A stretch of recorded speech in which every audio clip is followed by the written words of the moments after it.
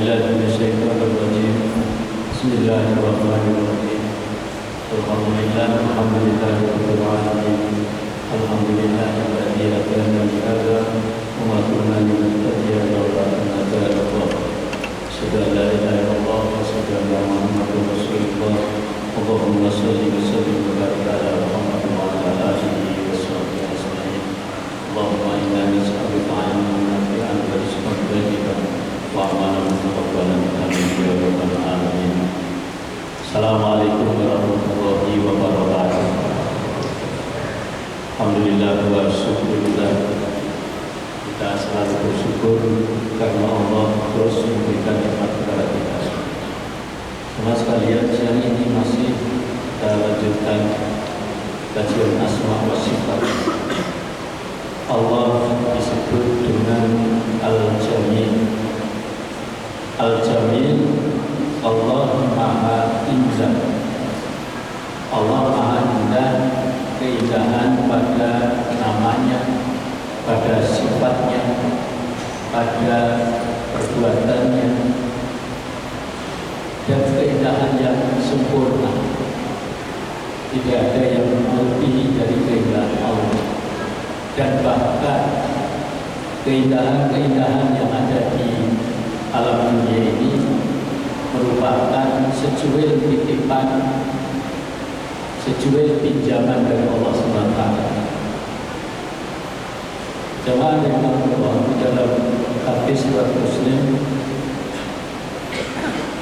Nabi menyatakan, la yadkhulul jannata man kana fi qalbihi mithqalu dzarratin min kibrin.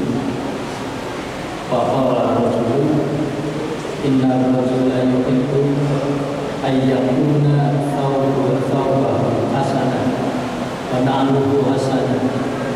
Qala inna Allaha jamilun yuhibbul jamala akibahu yaqulu haqqo wa ghayrun nas wa ghamtan wa nas. Tidak akan masuk surga seseorang yang dalam hatinya ada kesombongan, takabur, walaupun sebesar zarah. Seorang laki-laki bertanya kepada Rasulullah, ya Rasulullah, sesungguhnya ada orang yang suka berpakaian bagus, sandal yang bagus, bagaimana dengan itu? Rasulullah menjawab, sesungguhnya Allah itu al-jamil indah, yuhibbul jamal, Allah menyukai keindahan. Kesombongan itu adalah menolak kebenaran dan memandang rendah orang. Jadi jamaah sekalian, keindahan itu merupakan fitrah dari Allah. Ya Allah pemilik sifat indah, Allah pemilik perbuatan yang indah, dan keindahannya dengan sempurna. Kemudian secuil keindahannya dititipkan, dipinjamkan ke umat manusia, sehingga manusia itu bisa mengekspresikan dan mempunyai keindahan dalam diri. Teman sekalian, ada banyak teori para ahli estetika yang menyatakan tentang keindahan. Ada menyatakan beauty is happiness, seperti kata Hamster Hughes, bahwa keindahan itu adalah kebahagiaan, sesuatu yang membahagiakan, yang indah. Sementara yang lain mengatakan beauty is unity, keindahan itu adalah kesatuan, persatuan, bersamaan, kata Bergata. Sementara Sulzer menyatakan bahwa beauty is goodness, bahwa keindahan itu adalah kebaikan, sesuatu yang indah kalau baik. Kebaikan itu adalah memancarkan keindahan. Satu lagi ada yang menyatakan itu bahwa beauty is good reality. Jadi keindahan itu adalah kenyataan yang baik. Jadi artinya kebaikan itu menjadi kenyataan. Kalau kebaikan itu hanya teori, belum keindahan. Jadi keindahan itu kalau kebaikan itu betul-betul nyata terjadi, tidak hanya bermimpi. Bagaimana jemaah sekalian, kita sebagai mukmin, sebagai muslim, di dalam kita memperoleh dan mengekspresikan keindahan. Tentu sebagai seorang muslim mukmin, keindahan yang kita ekspresikan, keindahan yang kita temukan, kita cari, itu harus selalu merujuk kepada Allah dan Rasul-Nya. Karena pemilik dan sumber keindahan itu hanya ada pada diri Allah. Jadi Allah sebagai sumber dan pemilik keindahan. Yang kemudian keindahan dari Allah itu Dia sampaikan kepada umat manusia melalui makhluk-makhluknya, apakah dalam diri manusia, dalam diri hewan, tumbuhan dan sebagainya. Kita bisa melihat keindahan warna, misalnya, keindahan bentuk atau model, keindahan suara, misalnya. Ya, dan semua keindahan itu hakikatnya memang bersumber dari dalam Allah. Maka keindahan yang kita cari dan kita ekspresikan itu harus selalu merujuk kepada Allah sebagai pemilik dan sumber keindahan. Jemaah rahimahullah, di dalam hadis juga disebutkan innallaha yuhibbu ayyara athara nikmatihi ala 'abdihi. Sesungguhnya Allah senang melihat jejak atas nikmatnya pada diri hambanya. Kita mendapatkan nikmat dari Allah dalam segala bentuk, termasuk keindahan. Keindahan tubuh kita, keindahan wajah kita, keindahan ucapan kita, keindahan perbuatan gerak kita. Itu semua nikmat dari Allah.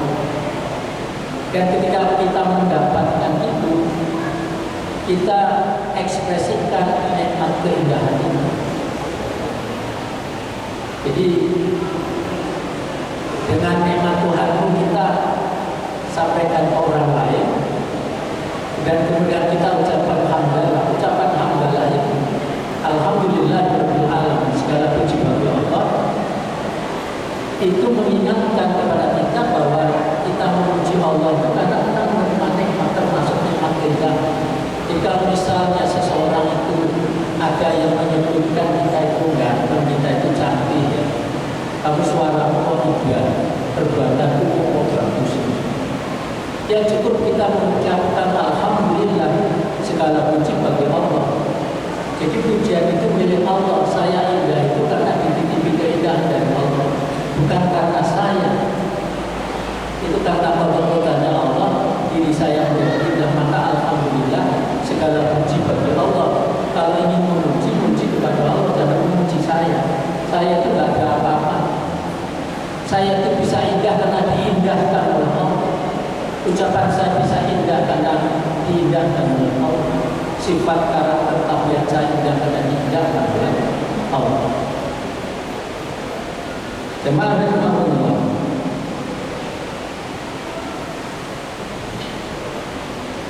di dalam Al-Quran surah Al-A'raf 26, Allah SWT menyatakan, ya Bani Adam, hei Bani Adam, qad anzalna 'alaikum libasa, sudah turunkan kepadamu itu pakaian, libasa pakaian, yuwari sawatikum warisa. Kemudian pakaian tadi untuk menutupi auratmu dan untuk perhiasan bagimu. Perhiasan itu untuk memperindah, dengan pakaian itu memperindah. Kemudian Allah ingatkan walibasul taqwa dzalika khair, dan pakaian yang takwa, pakaian takwa itu adalah lebih baik. Jadi perhiasan yang baik. Jadi keindahan yang paling indah adalah ketakwaan kita. Ada orang mengatakan yang namanya beauty, keindahan itu ada inner beauty, ada outer beauty. Outer beauty keindahan luar, apa yang dilihat, apa yang didengar, apa yang dirasakan, itulah keindahan sekedar yang di luar. Tetapi keindahan itu ada di dalam hati kita, di dalam pikiran kita, inner beauty. Maka sama sekalian, bahwa definisi yang tadi sampaikan oleh Schulze bahwa beauty is goodness, itu saya kira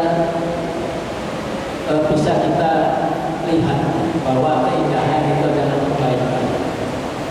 Jadi yang namanya mulut yang indah itu tidak sekedar bersih, giginya tertata rapi, tetapi mulut yang indah adalah mulut yang digunakan untuk bicara yang baik-baik, untuk makan minum yang halal, itu mulut yang indah.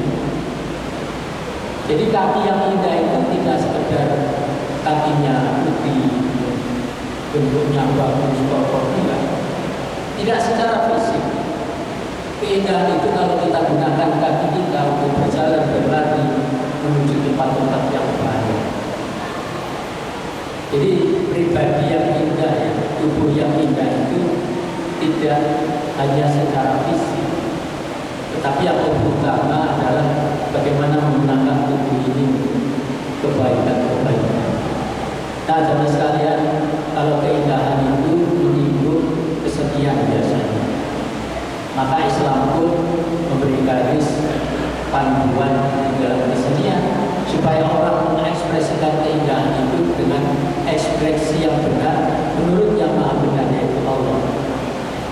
Jadi misalnya sebagian aja sedikit saya sampaikan bahwa di dalam kita berkesenian itu iman menjadi landasan, niat ikhlas itu niatnya, cara-cara yang membenarkan Allah, tujuannya itu Allah, semuanya halal thayyibah di dalam kesenian. Kemudian juga ada keberkahan.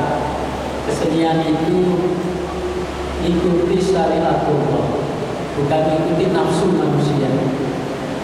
Kesenian itu memberi keberkahan.